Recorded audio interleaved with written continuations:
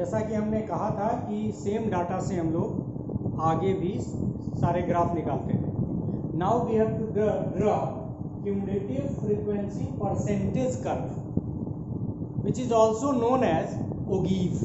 इसलिए we can also write that we are drawing ओगीव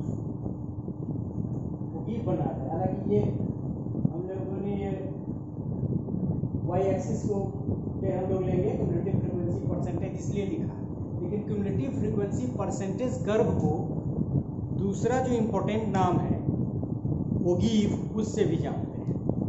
जैसा कि अब तक हम लोगों ने देखा पिछले में क्यूमुलेटिव फ्रीक्वेंसी कर्व निकालने में कि फ्रीक्वेंसी को क्यूमुलेटिव फ्रीक्वेंसी लेस देन और more than same is true with respect to less than cumulative frequency percentage. मतलब ये जो क्यूमुलेटिव फ्रीक्वेंसी लेस देन हम लोगों ने निकाला है इसी को परसेंटेज में कन्वर्ट करेंगे। जैसे there are 200, the number of students are 200 and here is 12, so 12 divided by 200 into 100 is equal to 6%। मतलब 10 to 20 में less than cumulative frequency percentage यदि हम निकालते हैं तो इसमें कितने परसेंट लोग हैं? 6%, 11% एंड ग्रेजुअली यहाँ 70 to 80 में 100%। क्योंकि वहाँ 200 है लेकिन 200 को ही 100% मान के, क्योंकि 200 ही 100% है, हम लोगों ने कैलकुलेट किया है। उसी तरह से जब हम मोर देन क्यूमुलेटिव फ्रीक्वेंसी परसेंटेज यहाँ भी निकाला था, मोर देन क्यूमुलेटिव फ्रीक्वेंसी मतलब मोर देन की तरफ से, यहाँ more than cumulative frequency percentage निकाल रहे हैं। मतलब इस डाटा को मोर देन क्यूमुलेटिव फ्रीक्वेंसी को परसेंटेज में डिवाइड कर रहे हैं। जैसे 200 out of 200 divided by 200 into 100 is equal to 100%। 180 divided by 200 into 100 is equal to 94%। और यदि हम याद रखने के लिए करें तो 1/2 मतलब हाफ, मतलब सीधे परसेंटेज यदि हम कन्वर्ट करें तो ये डाटा हो इसका हाफ कर दें तो ये परसेंटेज निकल जाएगा, इसका हाफ कर दें तो ये परसेंटेज निकल जाएगा। लेकिन जब भी हमको क्यूमुलेटिव फ्रीक्वेंसी परसेंटेज कर्व यानी कि ओगीव निकालना हो तो पहला स्टेप हमारा ये होगा कि क्यूमुलेटिव फ्रीक्वेंसी जो हम लोगों ने निकाला है लेस देन, क्यूमुलेटिव फ्रीक्वेंसी हम लोगों ने जो निकाला है मोर देन, उनको दोनों डाटा को अलग अलग परसेंटेज में कन्वर्ट करना होगा।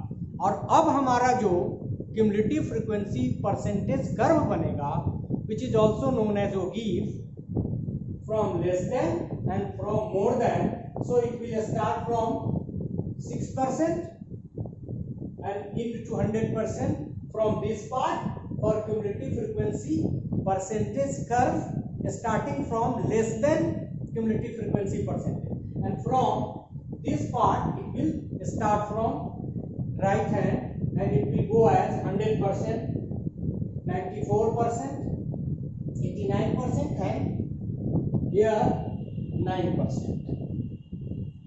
So B will take achievement score which or throughout the interpretation of location of graph we have taken। लेकिन यहाँ जो कंसेप्ट बदल गया तो इसमें हम लोग अब क्यूमुलेटिव फ्रीक्वेंसी नहीं ले रहे हैं, क्यूमुलेटिव फ्रीक्वेंसी परसेंटेज। और परसेंटेज चूंकि 100 से नहीं होगा इसलिए हम लोग इस यूनिट को 10%, 0 to 10, 10 to 20% में बांटेंगे क्योंकि लोकेशन में हमको 10 की जरूरत है, यहाँ 6 ही हम लोग को किया। और एक तो इस डाटा को चूंकि यही हमको लोकेट करना है, ड्रा करना है, इसको हम लोग मिटाएंगे। So have this data, that is this 2 column is more important along with this class interval for the plotting of cumulative frequency percentage curve from less than and from right than. For less than we shall use this data and for more than we shall use this data. So we shall not be writing the data on the board, rather you have to have the data with you. So let us see how to draw cumulative frequency percentage curve. अब हम लोग cumulative frequency percentage curve मतलब ओगीव को draw करने जा रहे हैं और इसमें कुछ भी ज़्यादा परिवर्तन नहीं करना है। जो हम लोग ने काम किया है क्यूमुलेटिव फ्रीक्वेंसी कर्व बनाने में वही करना है। अंतर सिर्फ यही है कि क्यूमुलेटिव फ्रीक्वेंसी को हम लोग यहाँ काउंट नहीं करेंगे, बल्कि क्यूमुलेटिव फ्रीक्वेंसी का जो परसेंटेज हमने निकाला है उस डाटा का हम इस्तेमाल करेंगे। और इसीलिए आप देख सकते हैं कि एक्स एक्सिस पे हमने अचीवमेंट के स्कोर को लिया है, मतलब 0 to 20 स्कोर करने वाले, 20 to 30, यहाँ 10 to 20, 10 to 20, ये 10, यहाँ हमने 10 ले लिया, 10 से ही हमने स्टार्ट किया, 10 to 20, उसमें भी जैसे लिया था कि 10 to 20 को हमने यहाँ ले लिया, और यहाँ 0 स्टार्ट कीजिए, 0 ये y एक्सिस के लिए और ये 10 x एक्सिस के लिए, मतलब इसको हम इसी पॉइंट पे ले आए हैं। कई जगह आपको ऐसा भी मिलेगा कि यहाँ थोड़ा एक छोड़ के, एक क्लास इंटरवल छोड़ के फिर यहाँ से 0 to 10 दिखा के फिर आगे कर सकते थे, तो यहाँ से लोकेट होता।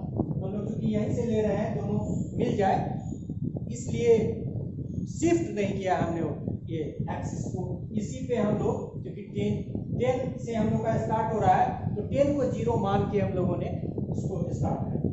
तो 10 इज इक्विवेलेंट टू, और ये हम चाहते तो एक क्लास इंटरवल यहाँ से बनाते तो फिर फर्दर लोकेट होता चला। अब ये हम लोग जैसा कि उसमें हम लोगों ने किया था कि जो हमारा फ्रीक्वेंसी होगी, ये फ्रीक्वेंसी क्यूमुलेटिव फ्रीक्वेंसी परसेंटेज, तो इट इज ऑल्सो फ्रीक्वेंसी, दो it is in terms of cumulative frequency in terms of percentage, तो ये इसके सामने लेंगे, जैसे 10 20 के सामने, 30 के सामने, 40 के सामने, और फिर हम इसको ड्रा कर देंगे, लेस देन में इधर की तरफ से, मोर देन में इधर की तरफ से। So let us start to draw. जैसे आप देखेंगे कि 10 to 20 में हमारे पास कितना है, 10 to 20 में हमारे पास क्यूमुलेटिव फ्रीक्वेंसी 6%, और चूंकि हमने 10-10 में बांटा है तो यहाँ ऑलमोस्ट यहाँ आएगा, तो इसको हम यदि इसके सामने ले लें तो यहाँ हम लोग ले सकते हैं 6, ये लिटिल लेस देन, ये लिटिल मोर देन हाफ। दूसरा है हमारा फिर 11% आएगा, तो it is very much closer to 10.1, तो यहाँ थोड़ा सा याद आएगा। फिर हमारा 28.5, ये 38 से थोड़ा सा नीचे, ये यहाँ हमारा आ जाएगा।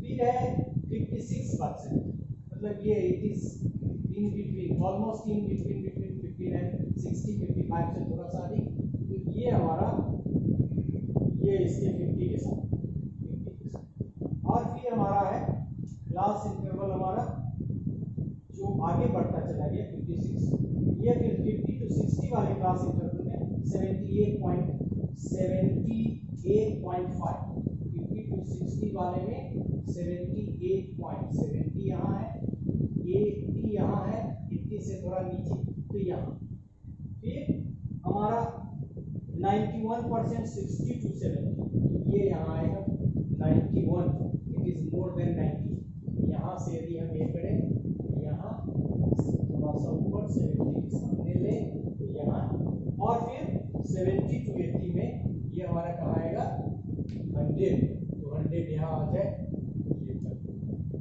तो ये हमारा बन गया। अब इसको हम ऐसे बना मिला दें,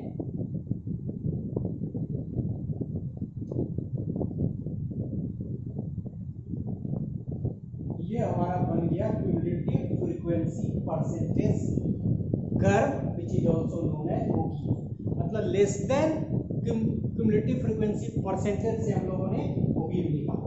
उसी तरह से हम लोग अब इधर से भी स्टार्ट कर सकते हैं, और इस डाटा का यदि हम इस्तेमाल करें तो पहला परसेंटेज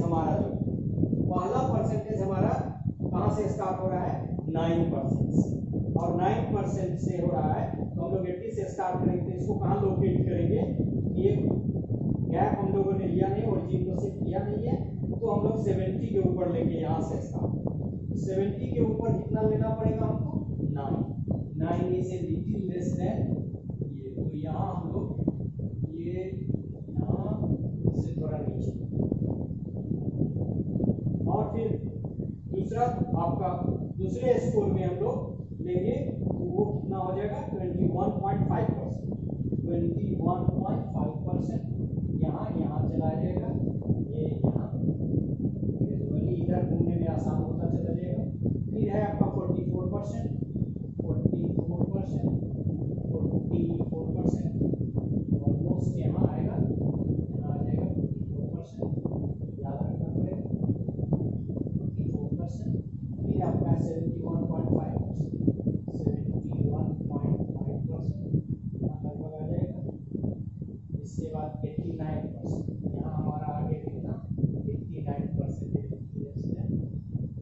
बाद फिर हमारा आ जाएगा यहाँ 20 के ऊपर कितना आ जाएगा 94%। ये लगभग यहाँ आ गया, और ये यहाँ तो 100 है ही क्योंकि हमने इसी पर ओरिजिन को ले लिया है। बहुत जगह ऐसा भी बनाता है। तो ये हमारा मिला देते हैं, ये हमारा बन गया फ्रीक्वेंसी परसेंटेज कर्व।